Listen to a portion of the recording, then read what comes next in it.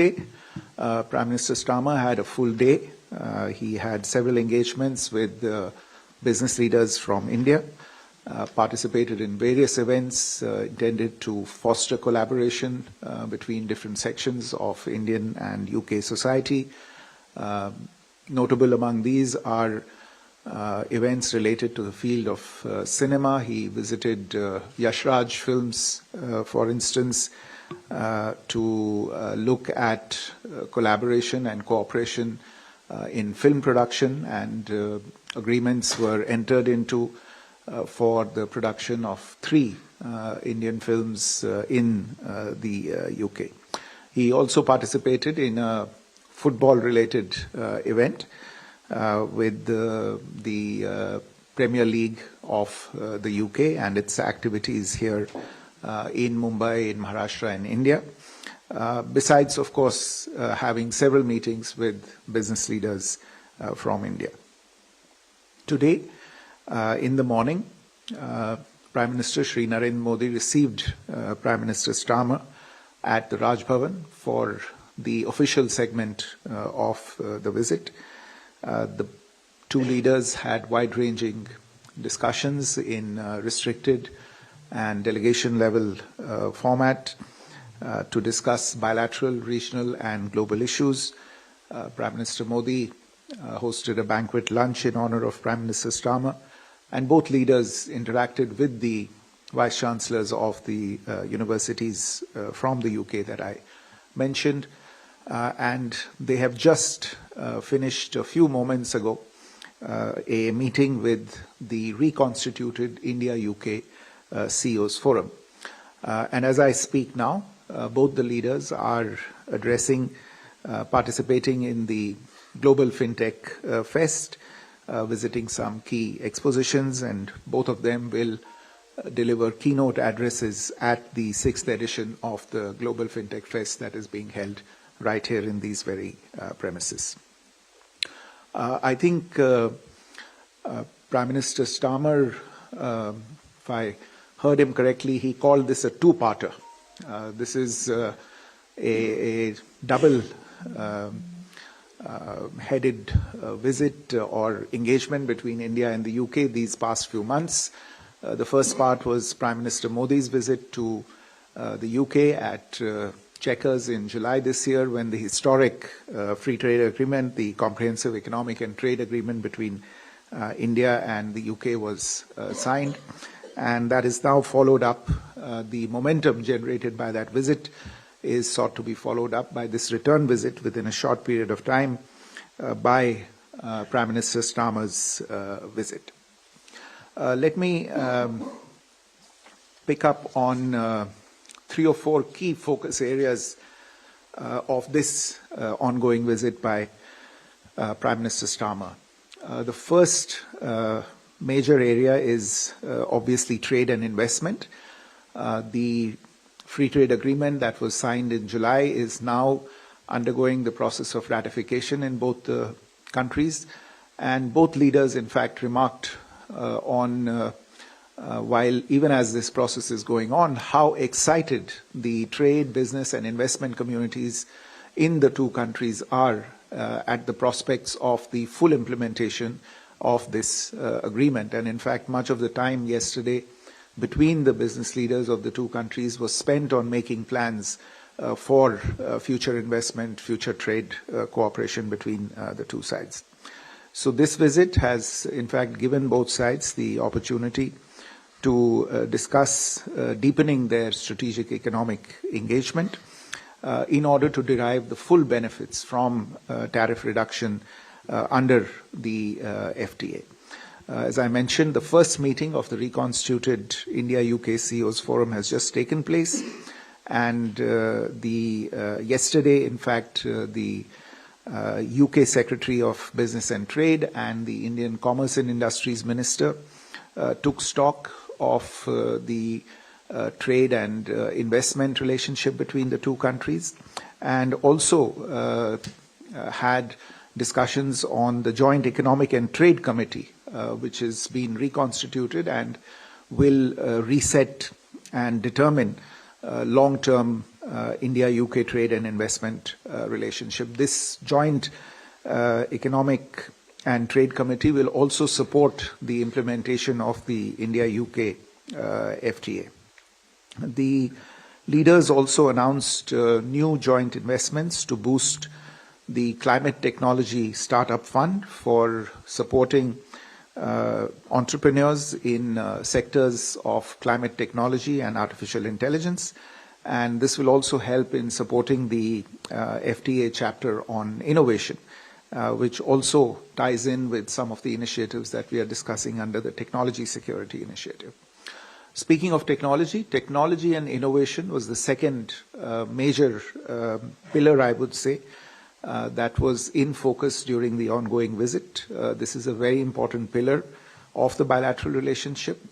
You would be aware that during Prime Minister's visit, the progress that was made on this particular pillar and under TSI, very major announcements have been made during the ongoing visit with regard to the establishment of the India-UK Connectivity and Innovation Centre, the India-UK Joint Centre for Artificial Intelligence, and a critical minerals industry guild to secure resilient supply chains and promote green technologies.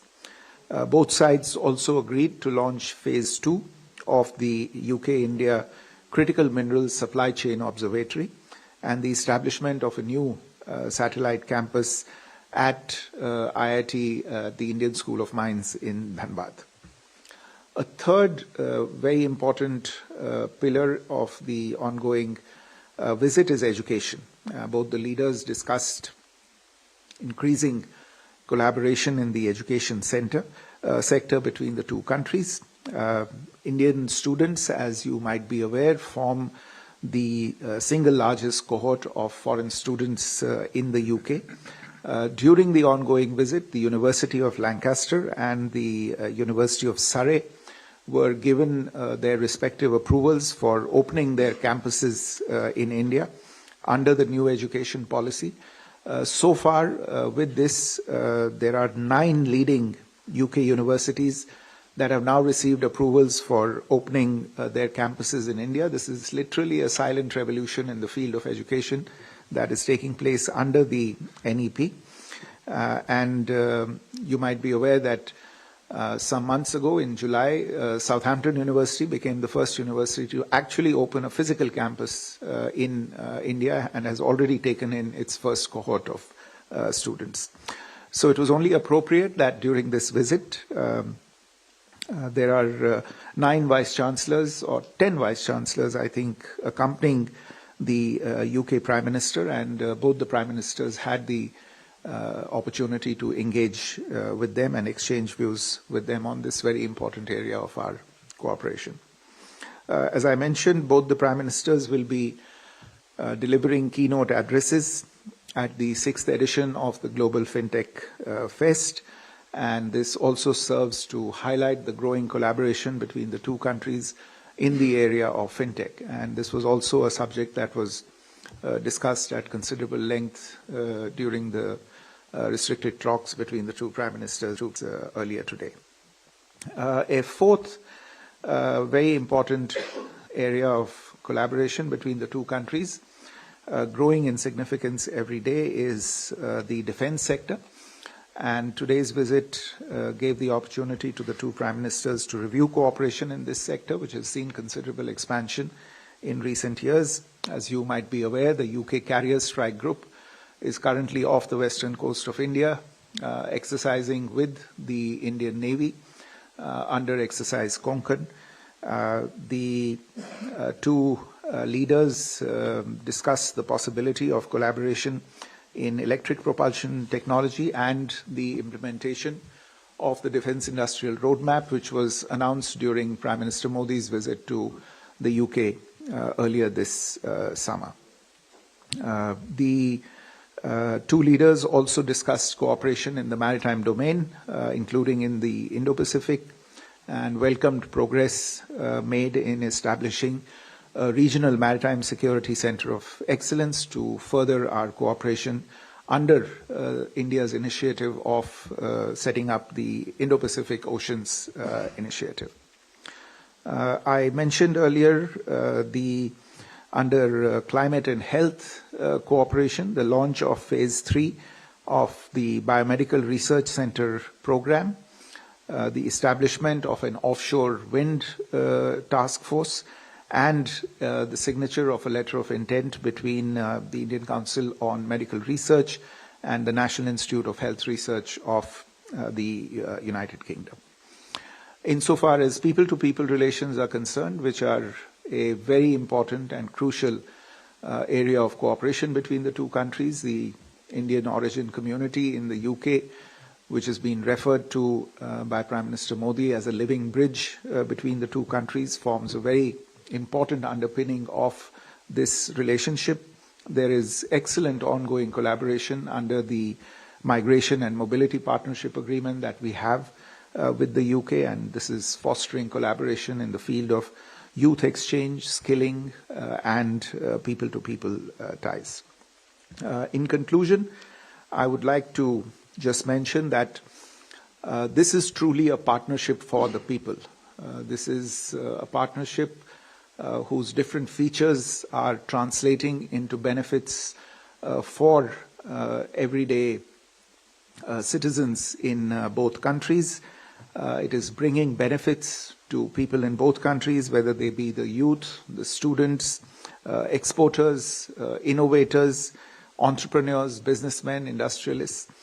The landmark free trade agreement between the two countries will foster the vision that India has of Viksit Bharat and power the ambition that we have of Make in India through investment and technology tie-ups. And the most important outcome of all of these will be in the area of employment by creating thousands of jobs for youth of our country. This is therefore a partnership for shared progress and shared prosperity. And as both Prime Ministers noted, it is particularly important that this partnership is being strengthened in a time of unpredictability and uncertainty in the world. At such a time, to have a relationship and a partnership between two countries, such as India and the UK, based on democracy and shared values, is a beacon of hope and certainty in an uncertain world. So let me stop there. We don't have a lot of time, but I'd be happy to take a couple of questions. Thank you. Sir, I had two questions. So in his speech, the UK Prime Minister touched upon supporting India as a permanent member of the Security Council. How far is the United Kingdom ready to go in its commitment in supporting India? That's my first question. The second question is about the comprehensive FTA with the UK.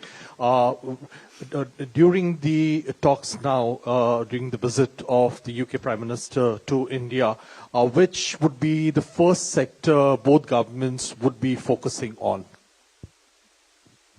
Yeah. Saurabh. Good afternoon, sir. Saurabh from NDTV.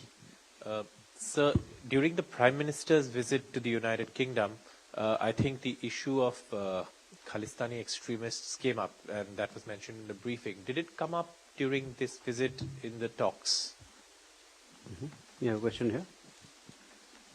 I'm Ananya Gupta from PTI. Sir, are there any new areas of cooperation being explored, such as green tech, AI, or semiconductor partnerships between India and UK? Anurag's question, I think you've heard the Prime Minister. There's really not much more that I can add to it. Fairly categorical, I think, and we have received support from the United Kingdom insofar as our objective to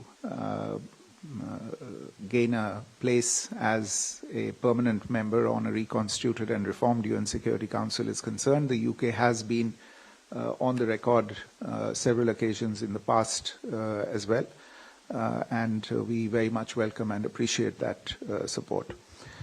on the FTA and the sectors of focus, I think going by the discussions over the last couple of days, I would imagine that sectors such as artificial intelligence, in fact, the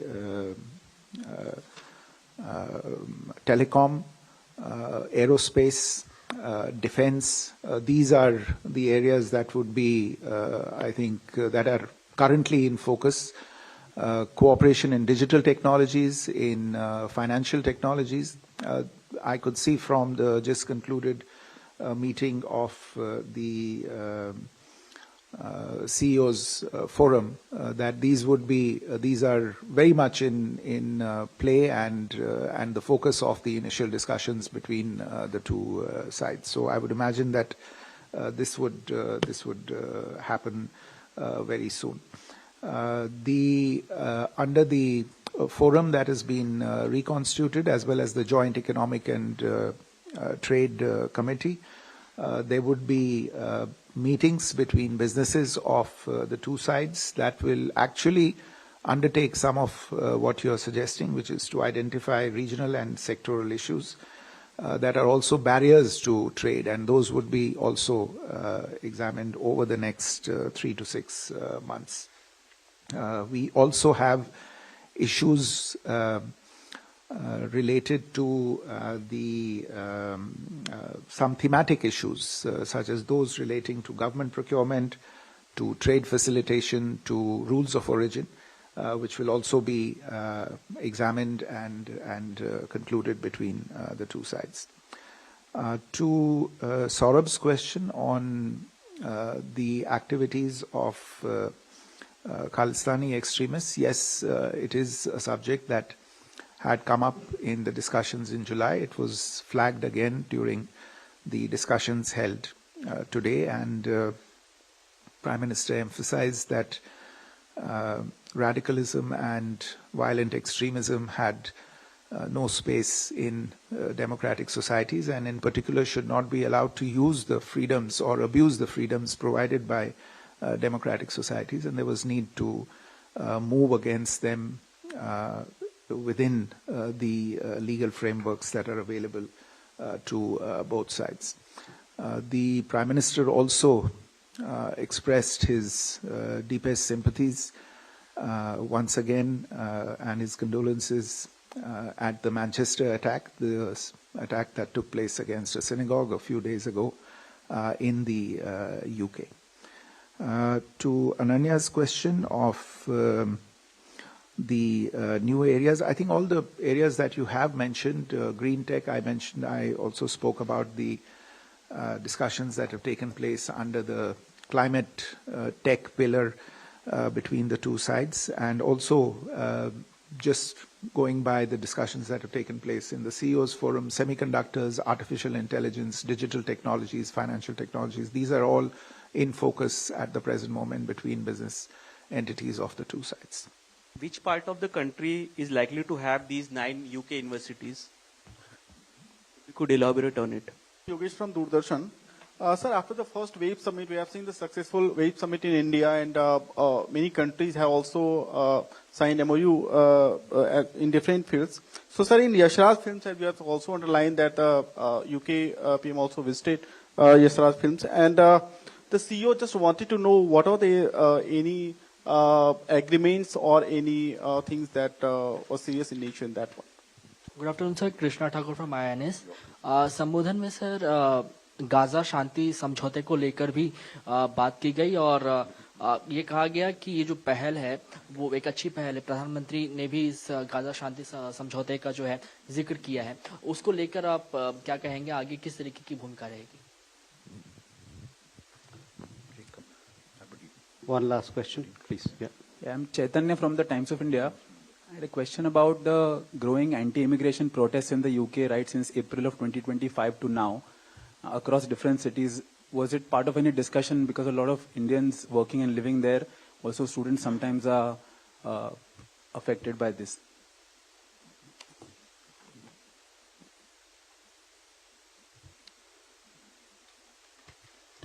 As I said, there